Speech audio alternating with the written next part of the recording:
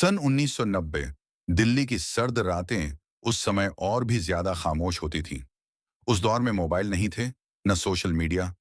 लोग जो सुनते थे वही सच मानते थे। और दरगाह के पीछे बने उस पुराने कब्रिस्तान के बारे में जो कहा जाता था वो कोई अफवाह नहीं थी। हजरत निजामुद्दीन दरगाह, जहां दिन में हजारों लोग मन्नत लेकर आते थे, उसी के पीछे एक ऐसा हिस्सा था जहां रात को कोई झांकने तक नहीं जाता था।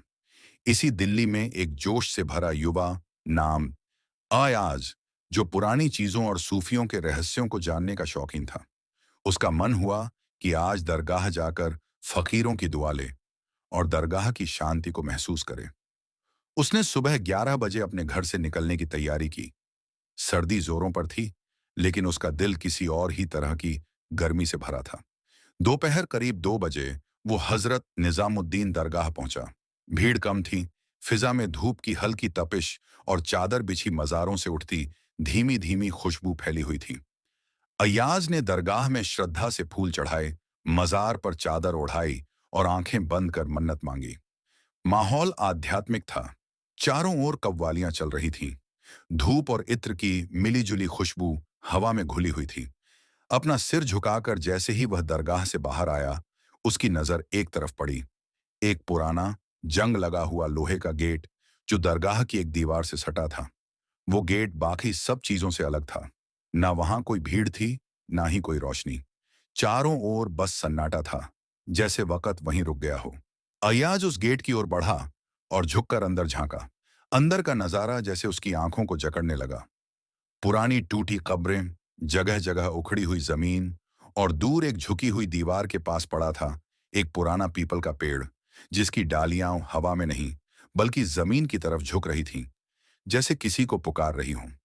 गेट पर कोई ताला नहीं था, लेकिन एक अजीब बात थी। उस गेट को छूते ही अय्याज के शरीर में एक सर्द कर देने वाली लहर दौड़ गई। ऐसा लगा जैसे किसी ने उसकी कलाई थाम ली हो। पुराना जंग लगा हुआ गेट जैसे सदियों बाद हिला हो। छर्रर की एक भारी आवाज पूरे माहौल को चीरती हुई गूंजी। वो बिना रुके अंदर चला गया। अंदर कदम रखते ही हवा का रुख बदल गया, जैसे किसी ने उसकी आमद को महसूस कर लिया हो। चारों तरफ बस पुरानी, उखड़ी हुई कब्रें थीं। किसी पर नाम खुदा था, तो किसी पर बस साल लिखा था। और कुछ कब्रें तो इतनी ढंसी हुई थीं कि पहचान पाना मुश्किल था कि वहां क्या दफन है। वह हर कदम पर कुछ नया महसूस कर रहा था। कहीं दूर किसी उल्लू की आवाज, कहीं सूखे पत्तों की सरसराहट, और कभी कभी ऐसा लगता जैसे कोई उसकी पीठ के पीछे चल रहा हो। लेकिन पलटने पर वहां कुछ नहीं। करीब 10 मिनट तक वो इन कब्रों के बीच घूमता रहा। अचानक उसका पैर एक मिट्टी के पुराने मटके से टकरा गया। धड़म, धक्का, छर्राक। वो मटका जमीन पर गिरकर टूट गया। अयाज के मन में खौफ की एक लकीर खींचती थी, लेकिन हिम्मत करके वो कब्रिस्तान से बाहर निकला। उसके चेहरे पर अजीब सी बेचैनी थी, लेकिन उसने किसी से कुछ नहीं कहा। धीरे धीरे वो अपने घर की ओर बढ़ा। दिल्ली की गलियां अब अंधेरे में डूब रही थीं। जब तक वो घर पहुंचा, शाम हो चुकी थी। दरवाजा खुलते ही मां की आवाज आई, बेटा, आ गया, चलो खाना खा लो, देर हो रही है। अयाज ने बिना कुछ कहे चुपचाप खाना खाया। उसकी आंखें बार बार दीवार की तरफ टिक जाती, जैसे वो कहीं और देख रहा हो। लेकिन मां को कुछ समझ नहीं आया। उन्होंने सोचा शायद थक गया है। खाने के बाद अयाज अपने कमरे में चला गया। कमरा एकदम शांत था।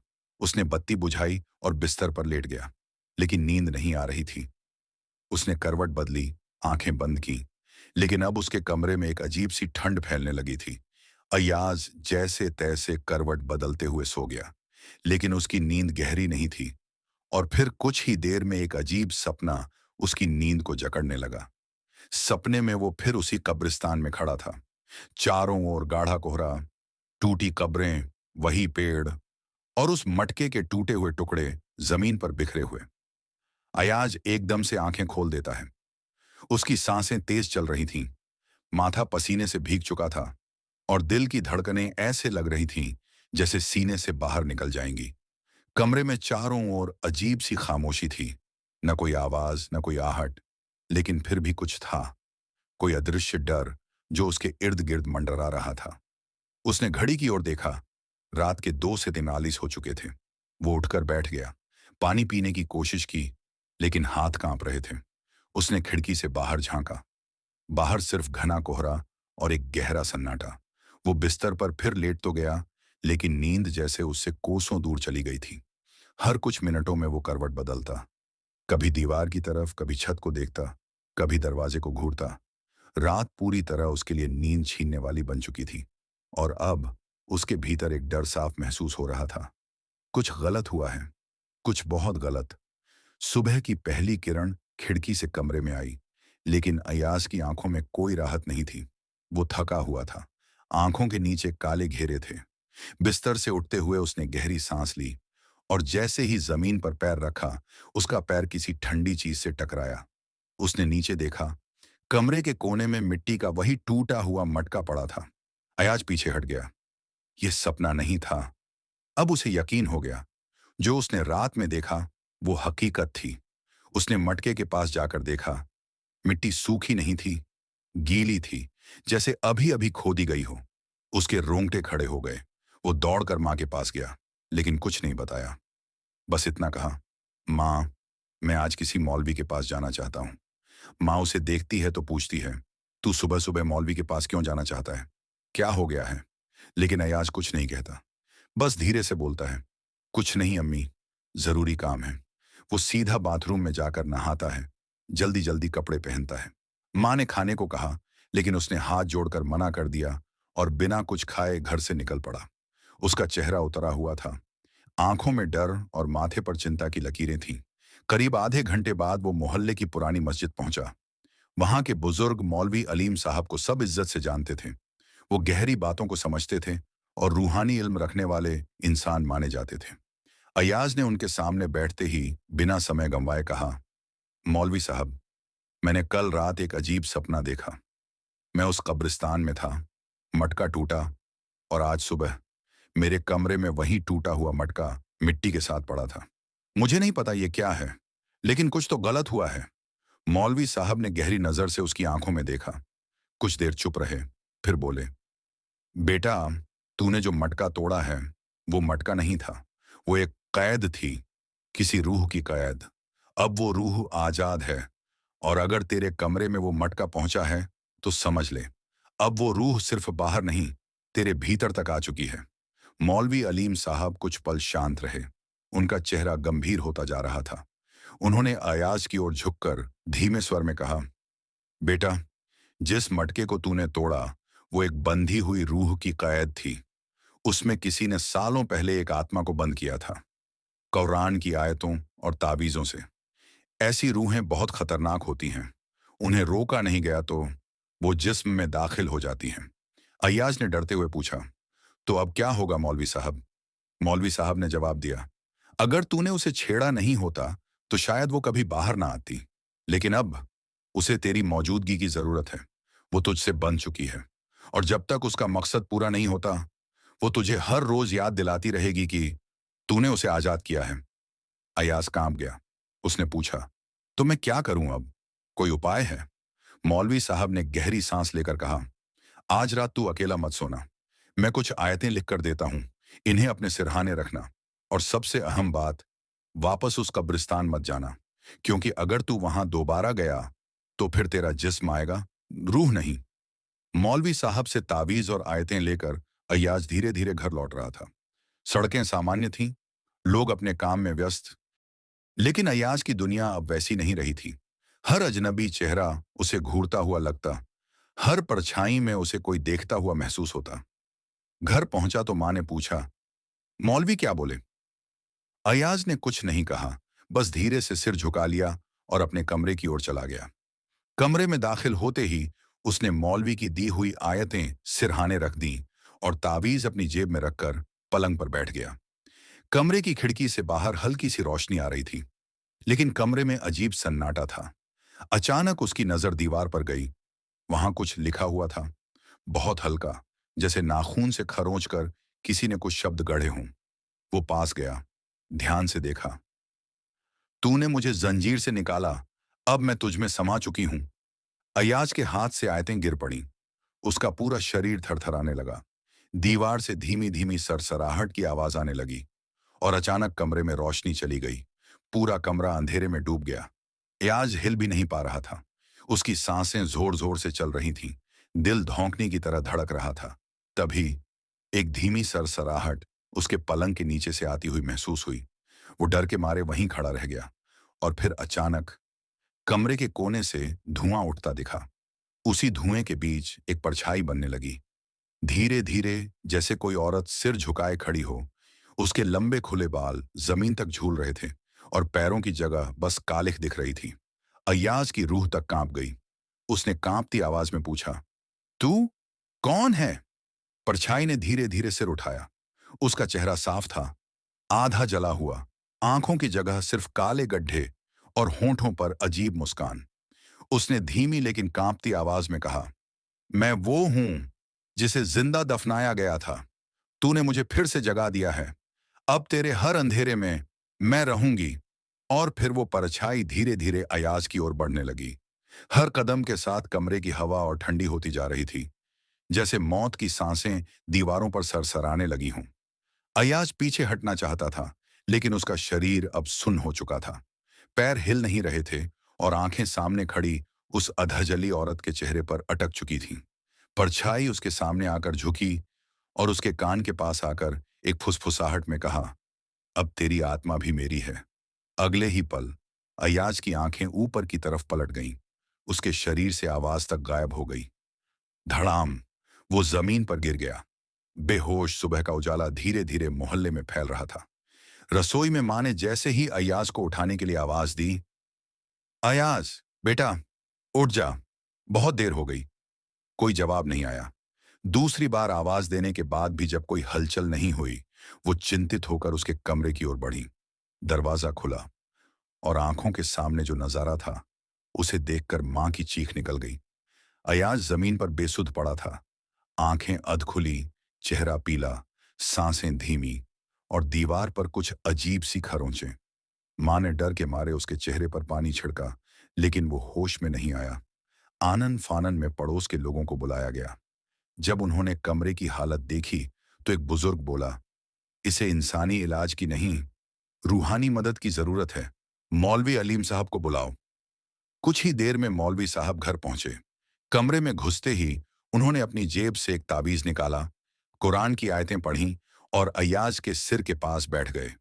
उनकी आंखें बंद थीं और होंठों पर कुछ तेजी से बुदबुदाते जा रहे थे। कुछ मिनटों बाद उन्होंने चुपचाप कहा, यह अब अकेला नहीं है, इसमें कोई और भी है। अगर समय रहते इसे अलग नहीं किया गया तो ये शरीर भी उसका हो जाएगा और फिर इस घर की दीवारें भी हंसती नहीं, चीखती सुनाई देंगी। मौलवी अलीम साहब ने अयाज के पास बैठकर अपनी आंखें बंद कर लीं। उन्होंने जेब से एक पुराना चांदी का ताबीज निकाला, जिसमें एक छोटी सी सुरंग जैसी आकृति थी। फिर उन्होंने धीरे धीरे कुरान की कुछ शक्तिशाली आयतें पढ़नी शुरू की। कमरे का माहौल अचानक बदलने लगा। हवा का बहाव तेज हो गया। बंद खिड़कियों से पर्दे उड़ने लगे। दीवार पर लगी तस्वीरें हिलने लगीं और अयाज का शरीर, जो अब तक ठंडा और बेहोश पड़ा था, एकाएक कांपने लगा। मौलवी ने ताबीज अयाज के माथे पर रखा और जोर से आयतें पढ़ी। बिस्मिल्लाहिर्रहमानिर्रहीम, उज अज्जतिल्लाह, इरखजी यारूहुल मारदूदा। अचानक अय्याज की आंखें एकदम से खुल गईं, लेकिन वो उसकी नजरें नहीं थीं। उन आंखों में घना अंधेरा था, मानो सदियों पुरानी नफरत भरी हो। उसने फटी आवाज में कहा, मुझे मत निकालो, मैं उसे ही तो ढूंढ रही थी। अब कोई भी मुझे रोक नहीं सकता। और उसके शरीर से धुएं की एक परत उठने लगी, काली, गाढ़ी और भयानक। मौलवी ने जल्दी से दूसरा ताबीज उसकी छाती पर रखा और एक लोहे की अंगूठी उसके सिरहाने फेंकी। तभी एक जोरदार चीख कमरे में गूंज उठी, मानो कोई आत्मा दर्द से तड़प रही हो। मां घबराकर कोने में खड़ी हो गई और बाकी सब लोग बाहर भाग निकले। मौलवी जोर से बोले, और भी गहरा है ये बंधन, हमें इसे यहीं नहीं, वहां जाकर तोड़ना होगा। जहां ये रूह बंधी थी, वही कब्रिस्तान। मौलवी अलीम साहब ने आयतें पढ़ते पढ़ते हाथ रोक ली। फर्श पर कांपते अयाज को देखते हुए उन्होंने धीमे लेकिन कड़े शब्दों में कहा, अब इसे वहीं ले जाना होगा जहां इसकी रूह बंधी थी, उस मिट्टी तक, उस पीपल के नीचे तक, जहां मटका टूटा था। मां डर के मारे कांप गई। लेकिन मौलवी साहब, अगर उसे फिर से वहां ले गए तो क्या वो और ताकतवर नहीं हो जाएगी? मौलवी ने नजरें नीची की और बोले, हाँ, हो जाएगी। लेकिन अगर अब नहीं रोका गया, तो कल ये रूह सिर्फ अय्याज की नहीं रहेगी। फिर ये किसी और के जिस्म में समा जाएगी और सब कुछ बर्बाद कर देगी। अगले ही पल मौलवी ने दो लोगों को बुलाया। अयाज अब भी आधा होश में था। आंखें कभी पीली, कभी सफेद हो रही थीं। उसे कपड़े में लपेटकर जीप में डाला गया। मौलवी, माँ और दो जानकार लोग साथ निकले। रास्ता वही था, दरगाह के पीछे की गलियों से होकर उस पुराने लोहे के गेट तक। रास्ते में मौलवी ने अय्याज की माँ से पूछा, क्या आपके परिवार में किसी और को भी ऐसे सपने या घटनाएं होती थीं? माँ कांपती आवाज में बोली, हाँ, मेरे दादा कहते थे हमारे खानदान की एक बेटी को कभी मजार के पास से लाया गया था और उसके बाद वो कभी सामान्य नहीं रही। शायद ये उसी का असर हो। मौलवी गंभीर हो गए। तो फिर ये सब यूं ही नहीं हुआ, ये खून पुराना है। और तभी अजीब अचानक रुक गई। दरगाह के पीछे वही गेट, वही कब्रिस्तान और वही ठंडी सिसकियों सी हवा। दरगाह के पीछे रात के सन्नाटे में वो पुराना लोहे का गेट फिर से खोला गया। झर्रर, वही आवाज, वही हवा, वही अंधेरा जो अब और भारी लग रहा था। अयाज को दो लोगों ने पकड़कर मटके वाली जगह तक पहुंचाया। वहीं टूटी हुई कब्रें और वहीं पीपल का पेड़, जिसकी डालियां अब और नीचे झुक चुकी थीं, जैसे किसी को फिर से गले लगाने को तैयार हों। मौलवी अलीम साहब ने चुपचाप जमीन की ओर इशारा किया और बोले, यही जगह है जहां रूह बंधी थी और यहीं से इसे वापस जाना होगा। एक आदमी ने कुदाल से खुदाई शुरू की। मिट्टी थोड़ी खोदी गई तो अंदर कुछ अजीब चीजें निकलने लगीं। लोहे की कीलें, राख में सना हुआ तावीज, टूटा कांच और एक छोटी हड्डी।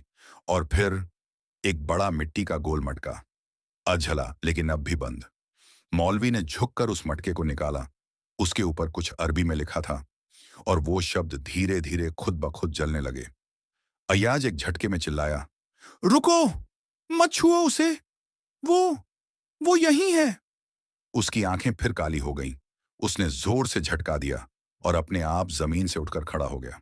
मौलवी तुरंत बोला, जल्दी करो, उस मटके को दोबारा बांधो, आयत पढ़ो, नहीं तो बहुत देर हो जाएगी। सहयोगी आदमी उस मटके को वापस गड्ढे में रखता है। मौलवी जोर जोर से आयतें पढ़ते हैं। उज जज्बा अल्लाह, फिर जल रूह, बिस्मिल्लाह। तभी मिट्टी हिलने लगती है। जमीन में कंपन शुरू हो जाता है। पीपल की डालियां हिलने लगती हैं, जैसे कोई छटपटा रहा हो। अचानक एक औरत की दिल दहला देने वाली चीख गूंजती है, नहीं, तूने मुझे आजाद किया था, अब मुझे फिर से मत बांधो।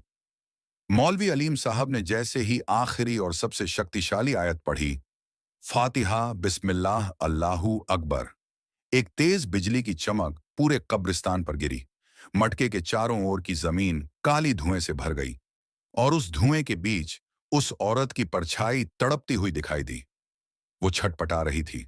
उसके हाथ हवा में कांप रहे थे और उसकी चीखें अब रुलाई में बदल चुकी थीं। मुझे मत बांधो, मुझे इंसाफ चाहिए था, मुझे सिर्फ सुना जाना था। मौलवी ने आंखें बंद की और फर्श पर झुके हुए बोले, रूह को अगर तू तकलीफ में थी तो अल्लाह ही तेरा हाकिम है, लेकिन अब तेरी जगह फिर वहीं है जहां तुझे रोका गया था, जमीन के नीचे, खामोशी में। एक पल बाद सारी हवा रुक गई। धुआं नीचे खींच गया। मटके के ऊपर फिर से वही लोहे की कीलें, राख और तावीज से सील कर दिया गया। मिट्टी को वापस भरा गया और फिर सब कुछ शांत हो गया। अयाज जमीन पर गिरा। उसकी आंखें बंद थीं, लेकिन अब चेहरा शांत था। मौलवी ने उसका सिर थामा, उसके माथे पर हाथ रखा और धीमे से कहा, अब ये बच गया है, लेकिन याद रखना, जिसने किसी रूह की नींद तोड़ी हो, उसे दोबारा कभी रात को चैन की उम्मीद नहीं करनी चाहिए। कुछ दिन बाद अयाज धीरे धीरे सामान्य हुआ। वो अब भी सोचता था उस रात के बारे में। लेकिन फिर एक दिन उसने अपनी माँ से कहा, माँ, क्या इंसाफ कभी रूहों को भी मिलता है? माँ ने सिर्फ इतना कहा, अगर इंसान वक्त पर सुन ले तो शायद किसी रूह को चीखना ही न पड़े।